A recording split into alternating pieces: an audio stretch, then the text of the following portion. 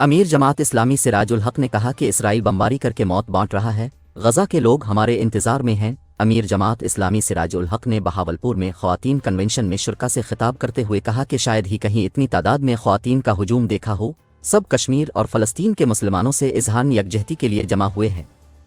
غزہ میں 25 لاکھ افراد بم و بارود کی زد میں ہیں، فلسطینی ماؤں کو سلام پیش کرتا ہوں۔ امیر جماعت اسلامی نے کہا کہ جماعت اسلامی پاکستان میں قرآن کا نظام چاہتی ہے، قرآن اٹھا کر وعدہ کرتا ہوں، حکومت ملی تو ملک کو قرآن کے نور سے روشن کریں گے۔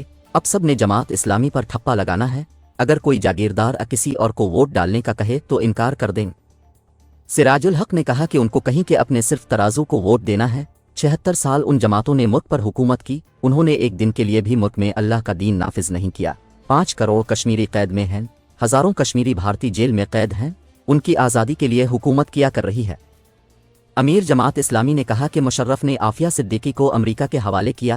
ڈاکٹر عافیہ کی والدہ نے مجھے اس کی آواز میں نعت اور پیغام سنایا۔ ڈاکٹر عافیہ کی رہائی کے لیے زرداری، نواز شریف سابق چیئرمین پی ٹی آئی نے کچھ نہیں کیا۔ سراج الحق نے کہا کہ میرا وعدہ ہے کہ اگر ہماری حکومت آئی تو ڈاکٹر عافیہ کو پاکستان لائیں گے۔